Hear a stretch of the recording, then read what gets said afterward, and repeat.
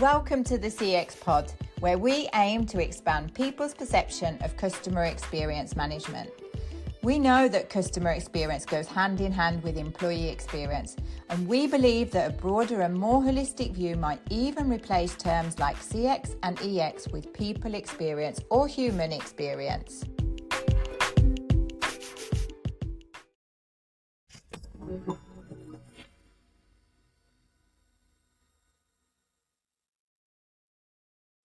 Let me introduce our two guests. Joanna from Allegro, CX consultant and the host of the CXPod.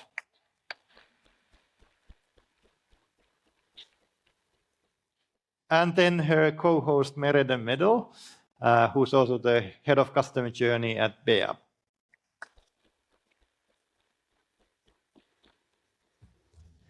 Welcome to the stage. Thank you. Wonderful to be here, and thank you, Esa, for arranging such a great event. So, yeah. Happy to hear.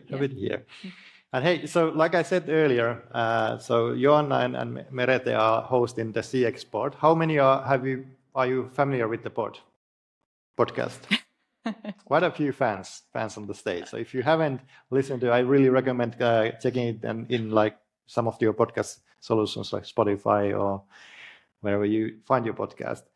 And today, usually they are the ones who are interviewing guests, but since this is JourneyOps event, we thought that, okay, let's flip the script a bit. So I will be interviewing them, and they will be reflecting from their own kind of experience working on the field, but also like from what they have heard from other people saying in this field. So this should be really kind of inspiring and insightful discussion. So I'm really looking forward to that. And let's get started. So the first question is this: how do you define customer experience? The big question. Mm-hmm. Yeah, let's start with the small one. Yeah. There's not really one answer to it, is it? No, I think this is the great thing about the podcast. We have 12 standard questions, and we get very many different answers. At the same time, I think there's quite a unanimous agreement that customer experience is the quality of the interactions that the customer has across the products, the services, the brand, during the lifetime or the actual of them getting their jobs to be done. Yeah. That's like the short answer. Yeah. I like the long answer. Yeah, because we could add, once you've had an interaction with a company, then you probably will or won't forget about them. But if you don't forget about them, that's also part of the customer experiences that you've had. So it's really up to you guys and us as well to sort of define what sort of experiences do we want to create. And then, but defining it as, I think, an umbrella, because we've had so many good conversations during the breaks today, but talking about the difference between customer service and customer experience, or UX design or customer experience. But we believe, I think we agree on this, that the customer experience is an overlying sort of strategy thing that includes every single touch point from A to Z and even into the future. Yeah. Mm-hmm. And there's a difference between customer experience and customer experience management or journey management. The one is how you actually work with this. The other one is the customer's experience. And I think this is also a very important thing to think about, is that customer experience is actually two words. It's customer, and then it's almost, this is like the one thing you need to think about in your organization. Who are we referring to when we actually talk about customer? When we think about the jobs to be done methodology, then we can then think, okay, well, it's everybody that interacts with our business in order to get a job to be done. By that, it then takes us to a whole new realm, thinking, okay, we've got the customers who don't actually end up buying anything from us, but they are trying to get a job to be done when they're trying to discover whether you're a viable option. Then you've got the customers that are your internal customers. They're all your employees that all have jobs to be done in order to serve your customers well, which is why we quite often refer to this human experience, because it is actually not only buying, paying customers, but it's actually all the humans that we interact with. And then they have the experience, which is the word two, which is their own, it's of course experienced through their senses, what they see, hear, feel, and based on what happens then, that will then determine what they do in the next step. Will they progress through the life cycle from discovery, evaluate, buy, use, support, return? And so it's a big question. It's a big question. It is a big question, and what I also have seen is that it's an important question, and I think you should have a clarity within the organization. What do we mean by that? Yes. Because there is so many definitions. Like you mentioned, the customer service. Like some people still think that customer experience about, that's the customer service part. Whereas for some, it's much more holistic. Okay, let's move on to the next topic. So we discussed about customer experience, but then who's responsible of that in the organization? Yeah, so having, the answer to the last question in mind, you can imagine the amount of answers you can get to this one. But we've said quite a few times, like if you establish a customer experience team in the corner of the organization, you're going to get done just exactly what that corner sort of covers. So again, it's an overlying responsibility. Everybody needs to understand and breathe and live the culture of your company, and that culture needs to have some kind of touch of customer experience to it. So top management is obviously culture bearers when it comes to this.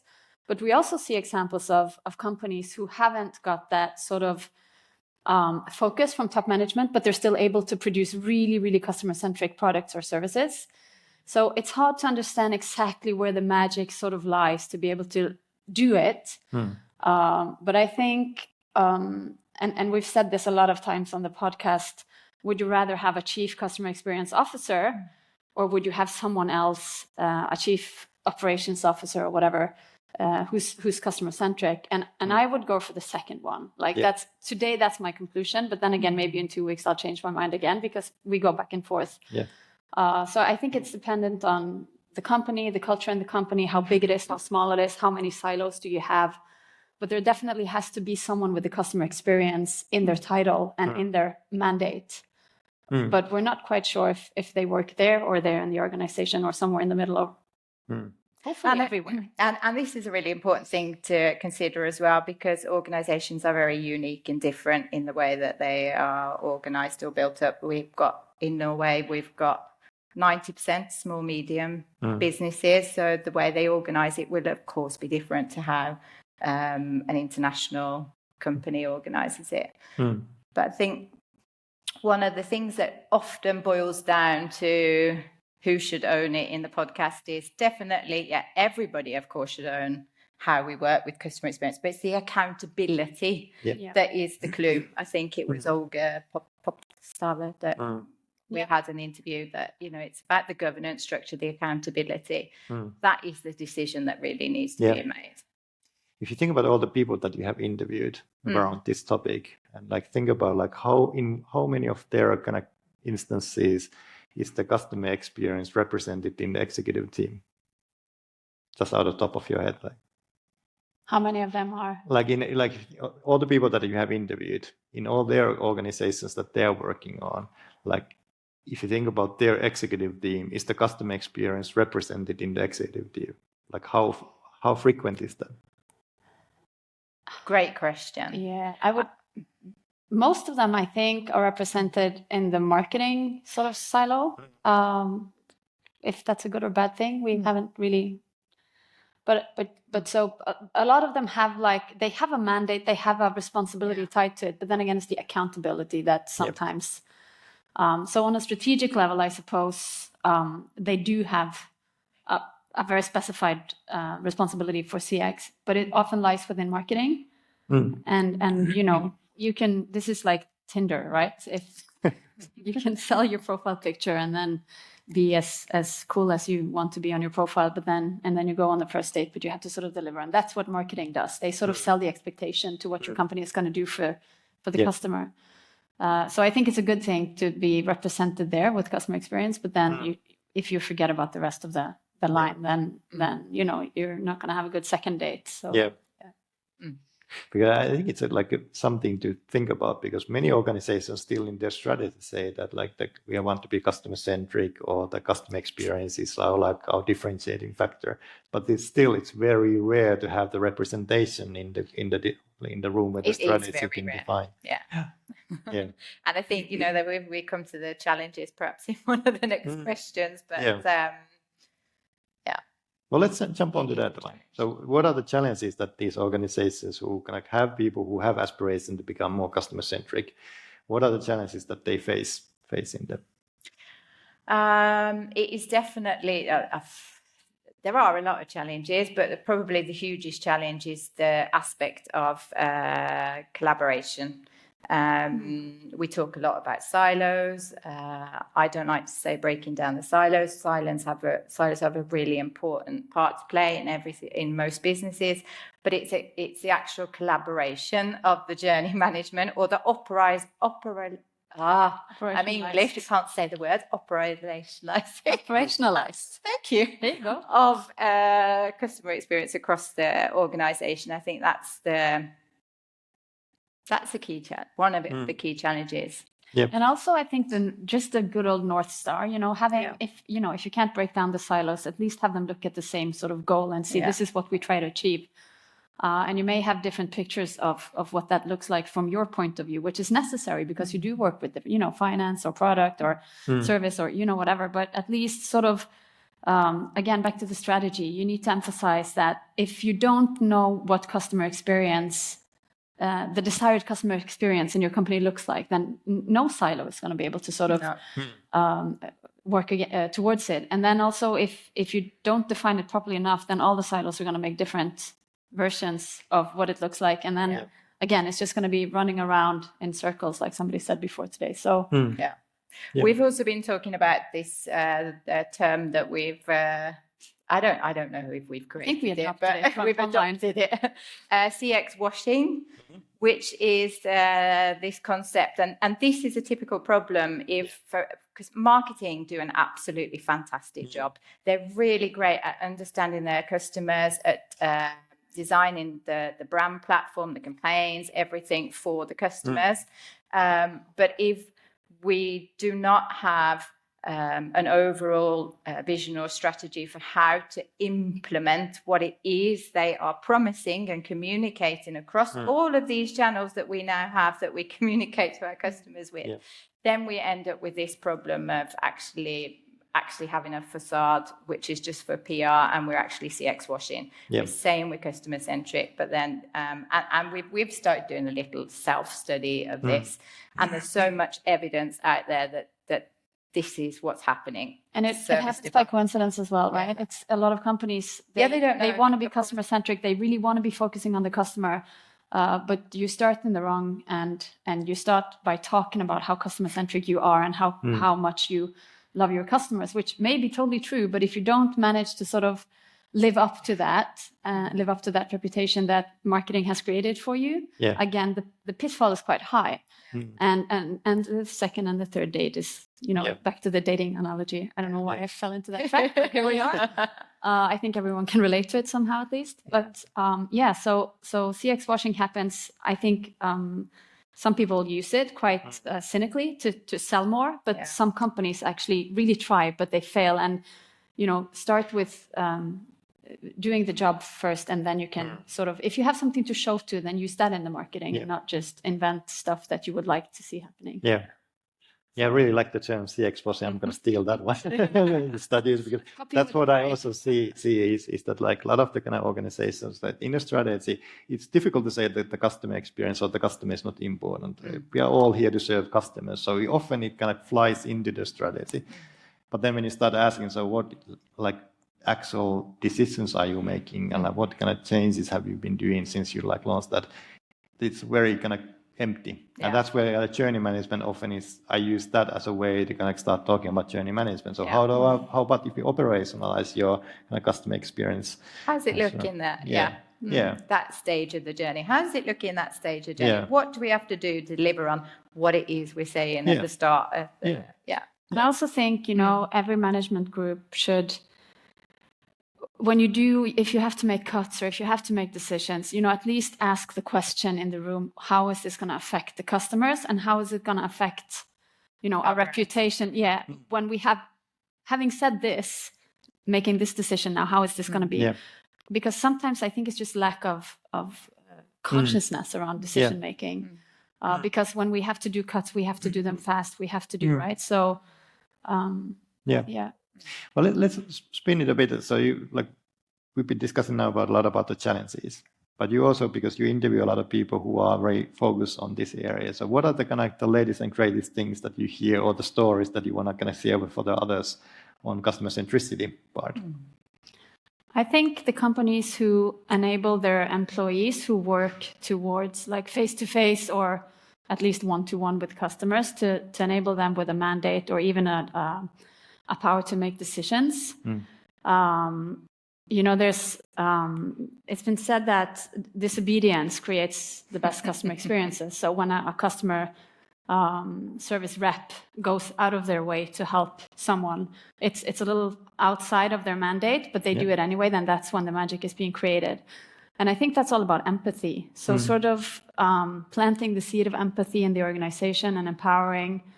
John Sales, who's been with us for quite a few events, and he's also been a guest at the pod, he says, if in doubt, be human first. And I think if you can sort of plant that into your culture, that's a really good starting point, actually, to create a customer-centric culture. And then after you applaud the reps or the employees that, take that step. And even if they may not have the mandate, then... Yeah. So I think that's where we've seen, at least in my opinion, the best examples of, great stories that have gone viral on LinkedIn and given brands actually very good promotion. Yeah. I think some of the other attributes of a customer-centric company, of course, the culture and the culture, that's when you actually also think about, empowering the employees. It's this whole mindset. It stems down from the top management that we truly want to be customer-centric and they act as they say. So I think that's definitely another point. And then just sort of speak against what I said earlier, because we also have the companies who just go straight to solving the problem. Yep. Like, simple example, Oda, for instance, the driver may be unpolite, they may be late, but they deliver your groceries on the door. I don't have to take my 7-year-old twins screaming to the store because I can get it all. So it's just, they fix a problem for me. And then the whole sort of, it would be great if they were nice on top of it. But even if they may not be, at least they've solved a problem that for me has a huge impact on my everyday life. So there are different ways of doing it, but that's more product related. So if you have a really good product, maybe you don't have to be that good with the human touch. But if you are in general operating with a lot of customers like telcos, the empathy thing should be a huge part of it. Yeah, and it's difficult. It's like a lot of good customer experience examples they are a lot about driven by the human experience, but it's really difficult to find the digital kind of replica of that. Like, have you found any kind of companies that are doing it digitally, like really good customer experience? Have we now? Great question. I don't think we've ever had the same example from our guests. No one has ever mentioned the same company twice. I think two guests have never emphasized the same. But then again, our guests are from different countries and different. Yeah. But I think, the industries that we've touched on is telecom, it's airlines, and it's, I guess, in general, retail stores. That's sort of the industries that we've had examples from. But there's not really one big, shiny company out there. No. I think another we haven't found it. No, I just wanted to go back to the attributes slightly. It's, of course, those companies that actually understand their customers and truly understand their customers, as Ville was talking about earlier as well, that you do have to again, back to John Stills, he talks often about we very often as companies try to understand our customers at the thin end of the wedge, and he sort of shows a wedge where at the thin end, that's where the customers are in interaction with us. Yep. But then if we think about the jobs to be done, the wide end of the wedge, the wide end of the wedge, that is where we can truly understand our customers, what it is their needs and their true jobs to be done. And then, of course, once you understand your true jobs to be done, you will then understand what type of experience you need to design for. And I think the customer-centric companies that are really proving to be winners, they've really done that work very well. VIPs, you don't have that much emotional sort of experience, but they've really understood the jobs to be done, and that's then a great digital experience. Yeah, and I think they're not around anymore, but Flyr, the airline, who were, in the beginning, and they didn't even have, their app wasn't fully developed, their whole service wasn't fully developed, but they were so customer-centric from the start. And, one thing they nailed, amongst other things, but this one thing that I experienced myself was how they were able to communicate. You could chat with them on Messenger and then go over to email, and they would still keep track of the whole dialogue. So just sort of having a focus on that when establishing their systems and tools to sort of provide the customer experience that they wanted is this consciousness around what kind of mindset are our customers in? And it's also a big difference, in an insurance company. If your phone was stolen, that's one thing, or let's do the AirPods were stolen, that's a little less sort of stressful compared to if you have a big water leak in your house. You cannot respond equally to those two. So if you have a framework for how to respond to a customer, it's not going to be working in these two different cases, even if it's insurance and even it's the same customer service and it's the same. So it's all about understanding the variations within and journeys, basically all the sub journeys that we discussed today. I always thought about like that, like for like a customer to be kind of feel that it's really appreciated. It's like today, it's like we talk about a lot about the personalization, but I think we still have the hygiene level is to be reached, that when I kind of interact with the brand, regardless of the channel, I'm recognized and I'm known, so that I don't need to explain again and again what's my issue, what I've been doing, and whoever is serving me or what digital service is serving me actually understands me. That's a really good starting point. And on top of that, you can then start kind of doing what AI will enable us to do, personalization and everything. Good. So we've been discussing about journey management whole day. I have a lot of different kind of case studies and presentations about that. Like, what is your perspective on that when it comes to customer centricity and customer experience management?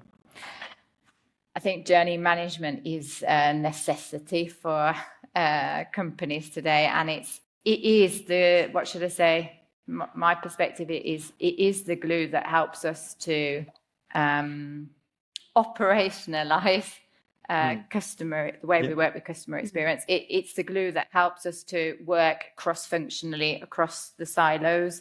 It helps us to navigate this whole hugely difficult realm of omni-channel experience. And you do need a structure. You do need to have a structure so that you can actually work proactively and effectively through making the right changements at the right time. And so it's the operationalizing of customer experience. I couldn't agree more on that. And I think it's also important, the customer journey and the customer or the journey mapping and the journey management as well helps us combine the outside-in perspective with the inside-out perspective. So talking about design, there's always the outside-in, and we really want to be on the customer side and on the outside of the journey to understand how do they experience this.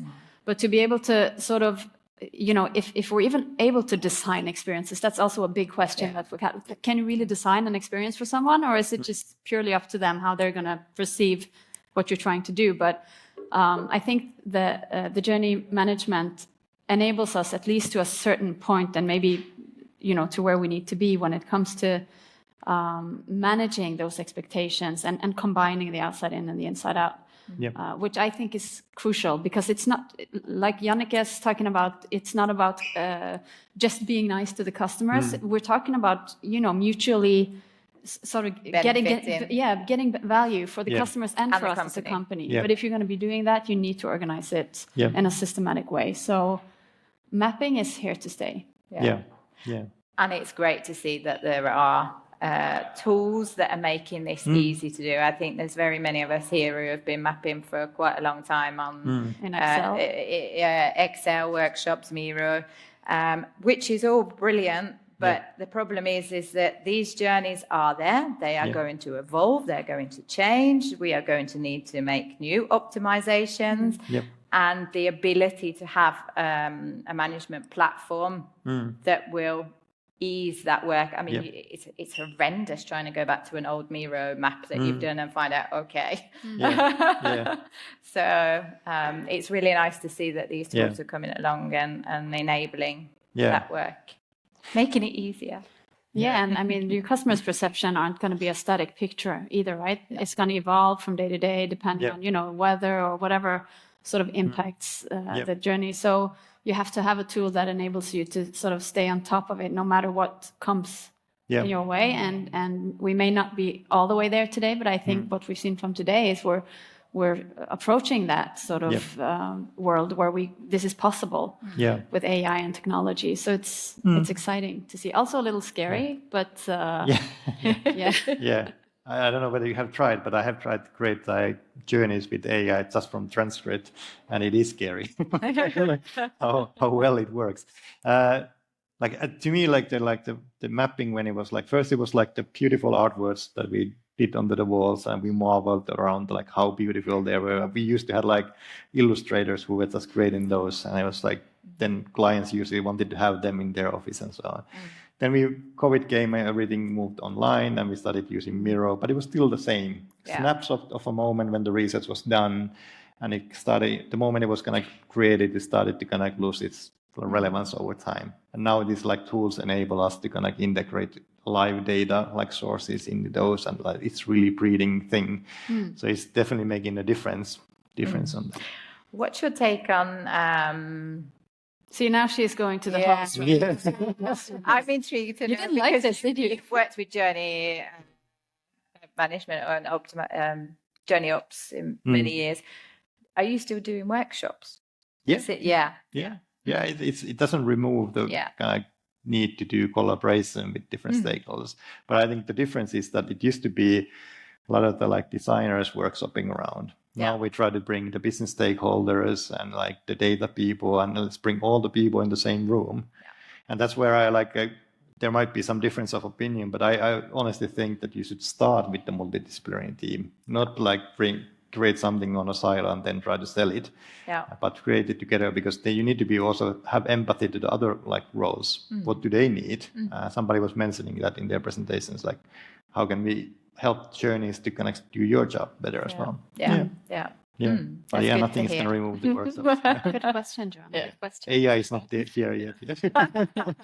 Okay. Hey, then the most important question that I have today is that with many of the discussions, if you have had today, is how do we convince our people, board and whoever to make the decision and start moving in this direction.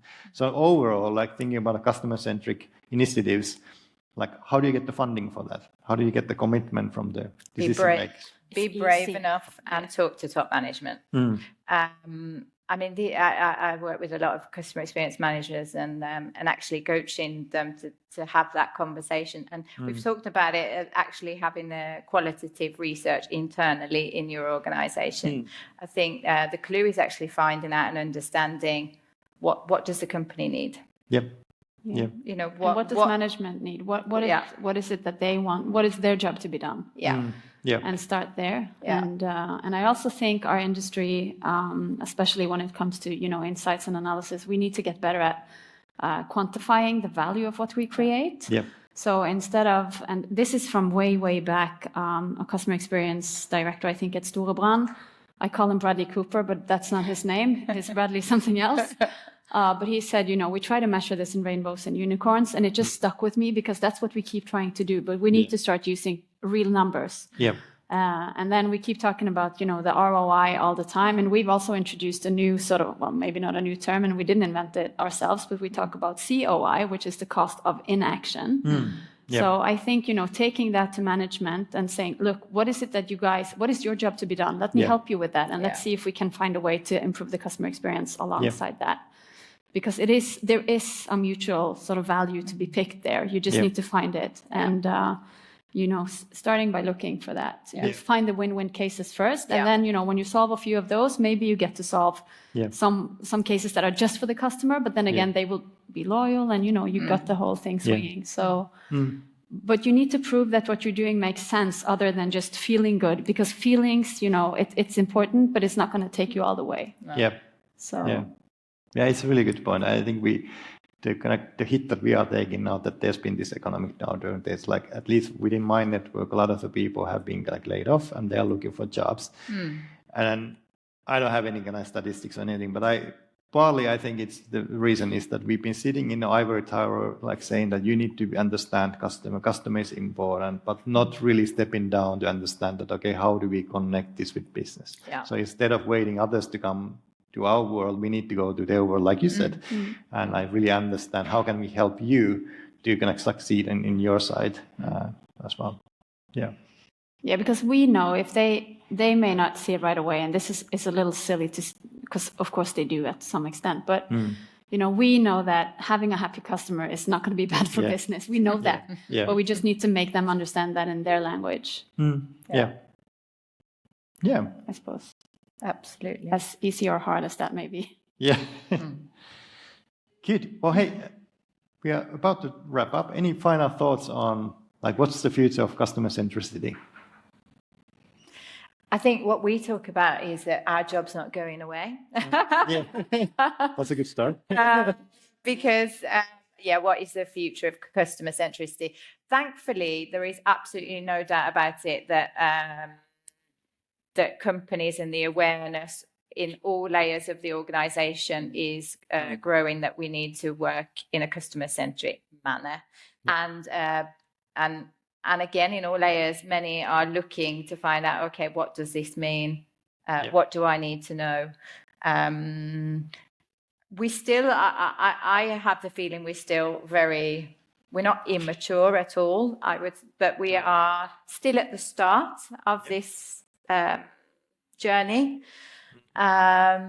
So, I mean, we know from the figures that customer satisfaction is at a low, which is terrible, but it's great because think of the opportunity and the potential that is actually out there for us. So, there's a huge competitive advantage for those who embrace this, and it's always been. And we see companies as well failing or disappearing due to not focusing on these things. So, but also, the way technology, AI is approaching, and those who adapt to that and in a sort of human-centric manner. Yes, because we do believe that we're not going to be fully digitalized in customer handling or approaching anytime soon. But nailing that combination of technology and human focus is going to be crucial. And our phones, somebody said that on the podcast as well. Like, if you can't have it on your phone, it's not going to be relevant to us. So everything you create, everything you make you have to be able to sort of connect to it. So I suppose that's good. A few highlights. Hey, let's open up like one or two questions from the audience from Merete and Joanna. Anybody? It's your chance to get on to the live podcast. Jochen?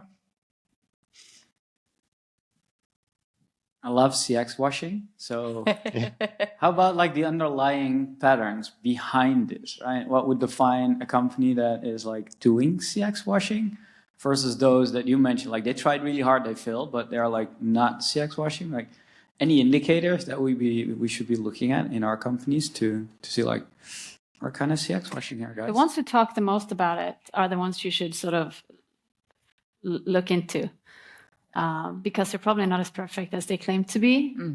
And my impression, now you correct me if you disagree or if you think I'm wrong, but if you really are customer centric, you're not going to be bragging about it too soon. You may show to winning an award, you may show to something concrete that you've done, that you've achieved, but you're not going to just be stating we are customer centric. if you see that, you should be skeptical, I think.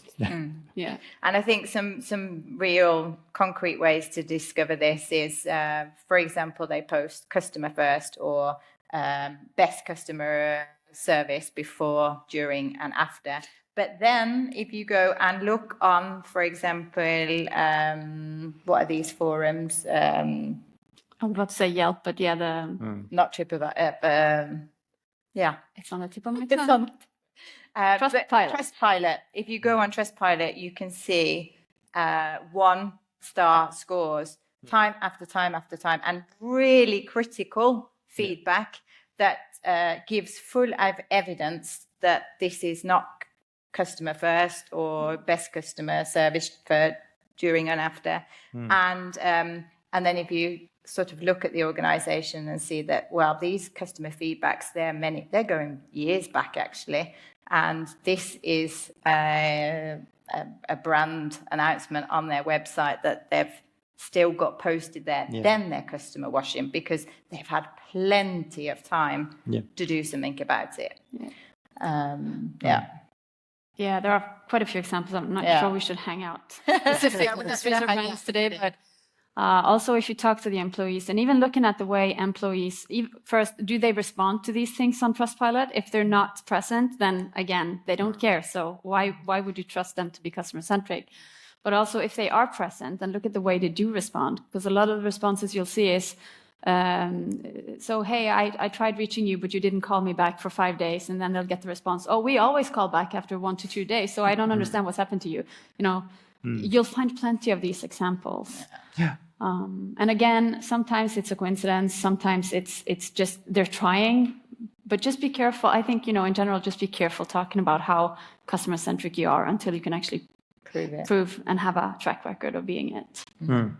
But maybe talk internally. That's the aspiration, so that everybody gonna get. And if you're going to be this bragging about how customer-centric you are, then you should also be transparent on the stuff that you're not as good at. So, you know, it's the whole human touch again, I guess, the empathy and the integrity of what you do. Yeah.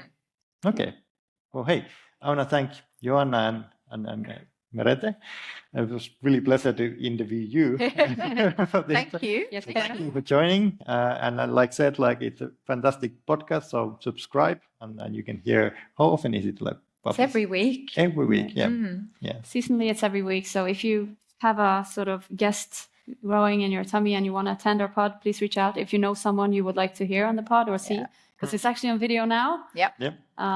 Don't hesitate to reach out. We are more than happy to have more guests in and talk to different people in this sphere of customer centricity. Yeah. Okay. Well, hey, thank you.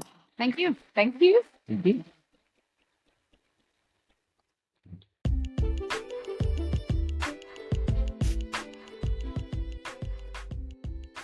Thank you for listening to the CXPod.